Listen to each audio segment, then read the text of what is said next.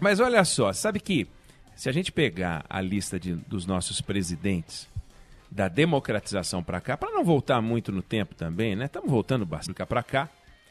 Só 2 são bichos estranhos à República Nova, que é o José Sarney.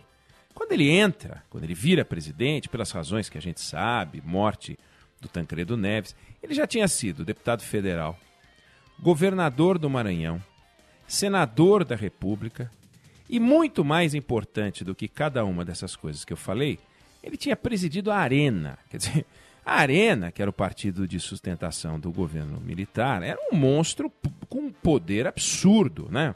Um partido que representava o período de maior poder do governo.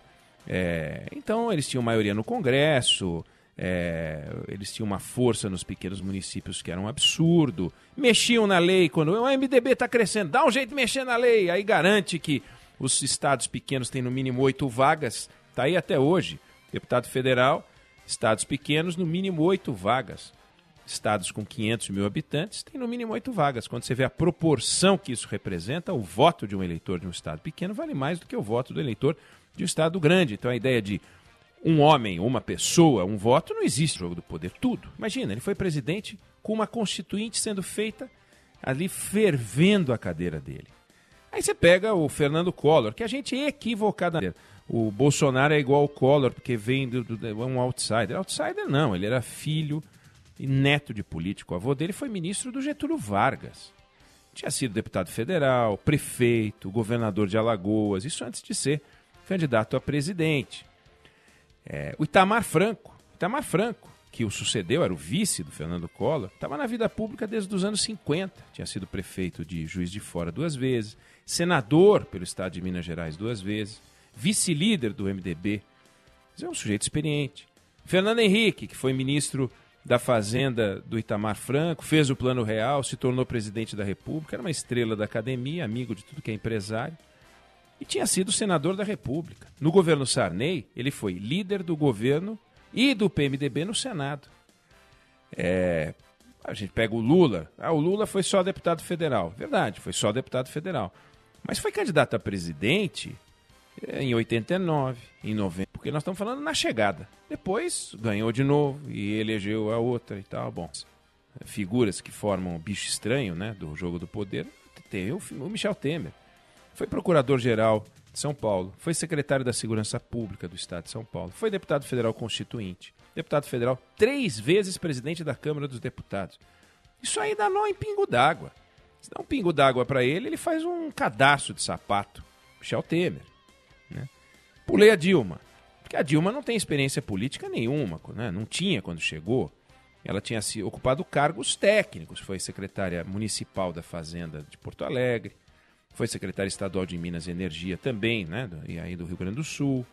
Aí o Lula bota a Dilma com Minas e Energia, depois Gabinete Civil, Casa Civil, e aí inventou que ela era mãe do PAC, gerentona, e vendeu ali uma figura que não existe, mas o fato é que ela não tinha experiência política, da negociação, do jogo e tal. E o presidente Bolsonaro era um deputado do baixo clero, ficou 28 anos na Câmara dos Deputados, nunca participou de uma negociação, tentou ser presidente da Câmara dos Deputados, teve 4 votos uma vez, 7 votos, quer dizer, ninguém ligava para ele não ligava para ninguém também. Não tinha um papel de liderança nos partidos políticos, né? Nunca assumiu um cargo no governo federal, nunca foi convidado, não assumiu porque também não foi convidado, não sei se aceitaria, mas era uma figura que andava por lá, como muitos. E um presidente como esse, com esse perfil, que agora é parte da nossa realidade, né? Um presidente que vem do baixo clero sem escala, nunca o baixo clero chegou tão longe.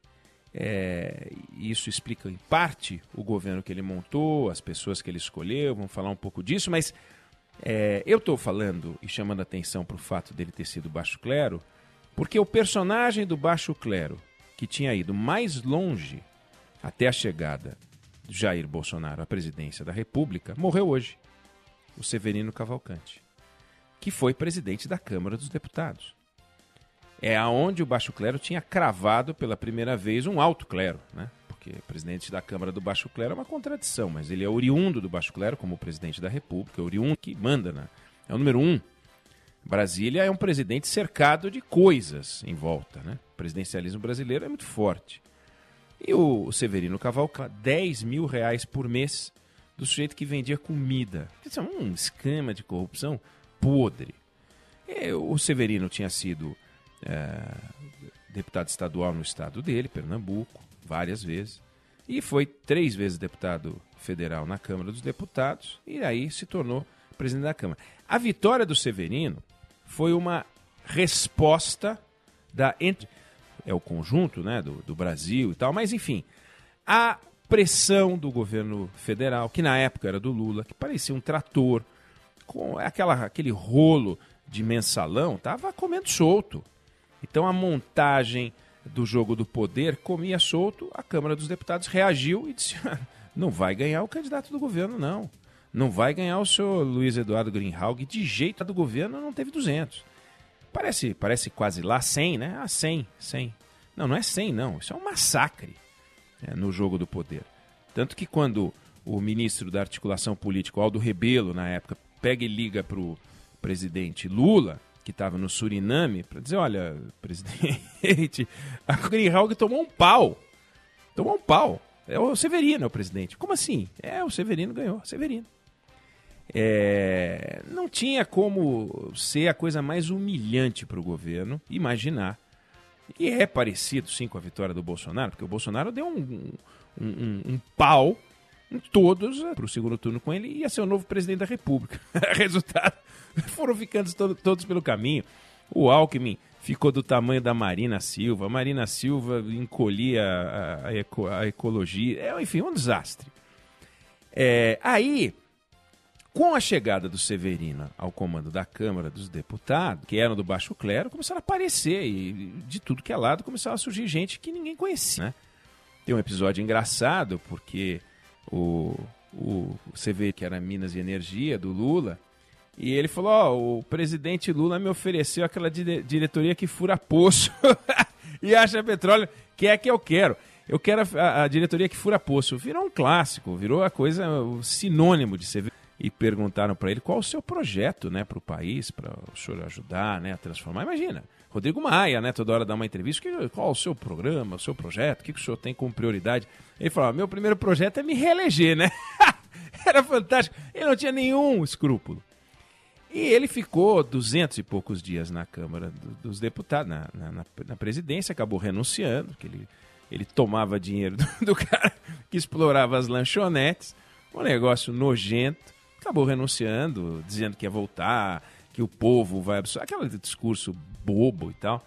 Mas o fato é que ele caiu e com ele o Baixo Clero perdeu um personagem que era só folclórico. Ali o Severino ficou no folclore. Mas toda vez que você coloca um Baixo Clero, se o Baixo Clero não se cerca de altos cleros nas suas funções chaves, você tem uma curva de aprendizado muito alta, muito custosa, que é o que está acontecendo. Então você chegou o presidente do Baixo Clero, do jogo, a sociedade, mas não foi uma vingança, como a gente pode dizer que os deputados prepararam. Eu não quero saber, eu não quero. Então eu quero o Bolsonaro. Por quê? Porque eu quero o Bolsonaro. E aí temos a curva de aprendizado. Tem coisas boas que ele colocou. O Rogério Marinho no desenvolvimento regional, uma boa. Desculpa. O Ernesto Araújo como chanceler, como ministro da Educação. Depois pegou um outro. Antes botou aquele doido do Vélez. Experiência, vamos experimentar. O secretário de governo, Luiz Eduardo Ramos, é um recém-ética, que é a principal bandeira do presidente Bolsonaro. Ele entende que você pode pegar no Haiti, e depois ele foi médico sem fronteira, depois ele foi médico. Não é isso. Eu não quero um outro Mandetta, eu não quero um Taixa, e bota o Pazuello. E nem bota, porque está lá o ministro interino, quer dizer, não é ministro. Então, esse improviso gera uma curva de aprendizado. Em alguns casos dá certo, e eu citei alguns exemplos positivos. Em outros casos dá errado. Quem paga o preço do técnico? Então, tudo bem, o presidente da República pode não ter experiência, não tem importância. Ele é um representante político dos desejos da sociedade. Imagine alguém montar uma mega empresa, resultado do seu esforço pessoal, e na hora de escolher o direito jurídico, põe alguém lá. O chefe de produção põe. Não, vai escolher os melhores, os mais experientes.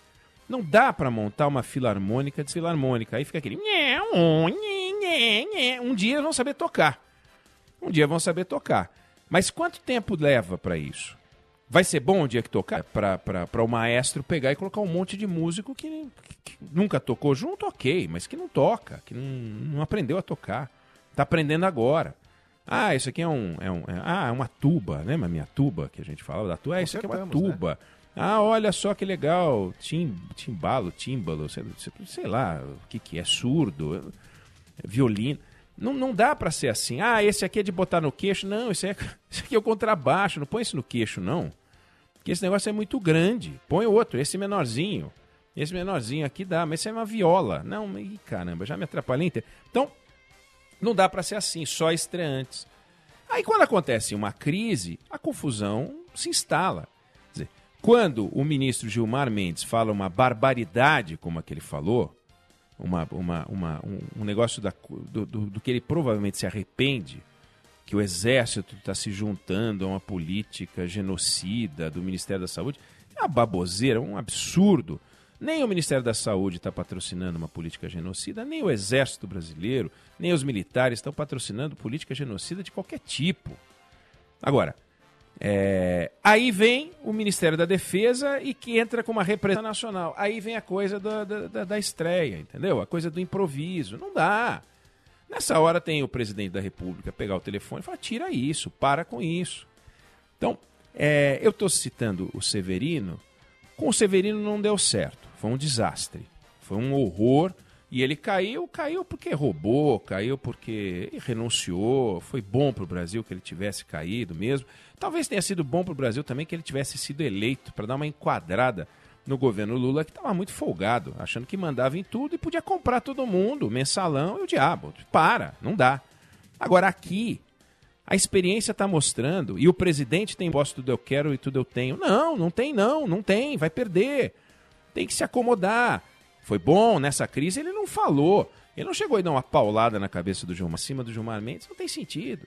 Já o preço, o Gilmar Mendes já pagou, que foi a exposição que ele teve com uma frase absolutamente infeliz, irresponsável, indevida, imprópria, para alguém inteligente e especial como ele é, dos mais preparados ministros do Supremo Tribunal Federal.